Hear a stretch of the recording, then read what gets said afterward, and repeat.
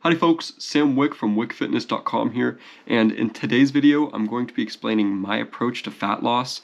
In 6 key tips I'm going to be explaining how to lose fat and keep fat off long term. And yeah, without further ado, let's hop into the first tip. Alright, so the first tip is the idea of turtle shreds. So turtle shreds is the idea that the slow and sustainable approach to fat loss is going to net you a much better result than trying to lose the most amount of weight in the shortest amount of time. So you got to remember with fat loss, it's calories in, calories out, and to adhere to turtle shreds, let's say you burn around 2,500 calories in a given day. I recommend eating around 2,200 to 2,300 calories, putting yourself in a slight caloric deficit, and then exercising to burn off even more if you want to. This is a super sustainable approach to fat loss, which is one of the most important parts of the fat loss journey. If you can make it sustainable, you can make it a habit, and then it'll be easy to keep fat off long term. Before I get into the next tip, let me hit you with a fire sort of fitness or fat loss quote.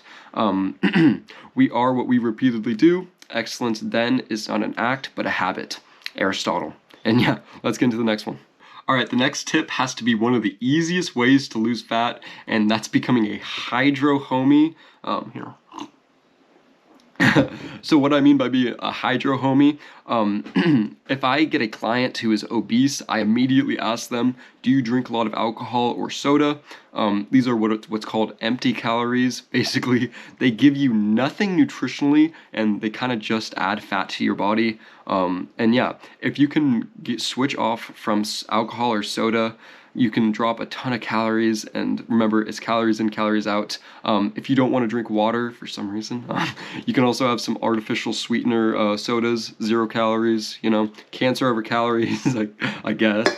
Anyways, yeah, that's going to be the hydro homie analogy. Stay hydrated. Alright, and then the next tip, it's a really good tip, it's walk off your calories. I assume if you're obese or overweight, you don't necessarily like to exercise, and when people ask me, Sam, what's the best way to lose fat, or what's the best exercise to lose fat, they're kind of astonished when I say it's walking. Walking actually burns more calories than going to the gym, believe it or not, and yeah, it's one of the most sustainable and effective ways of exercise. And I highly recommend walking to lose fat.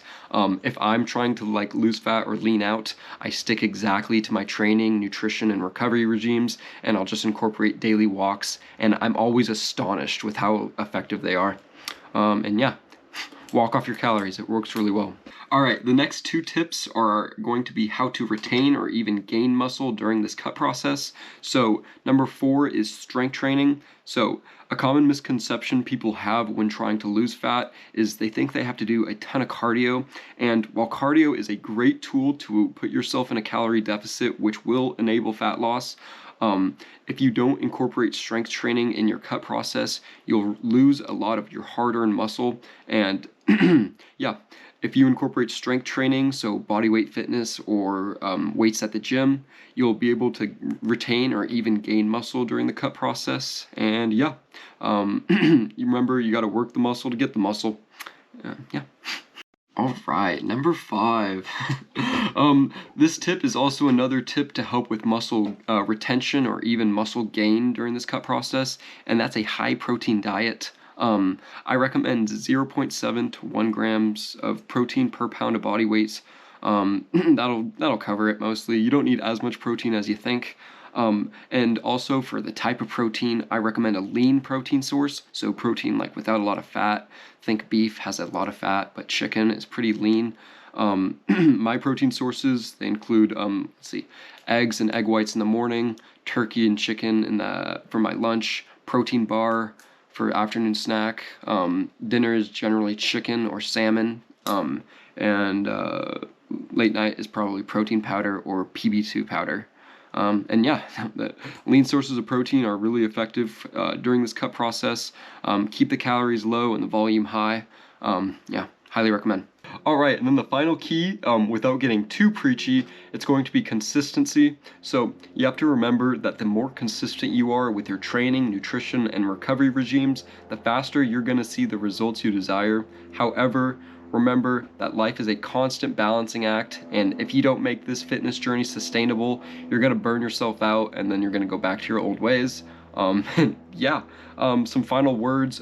There's truly so much power in staying active. I sound like Michelle Obama.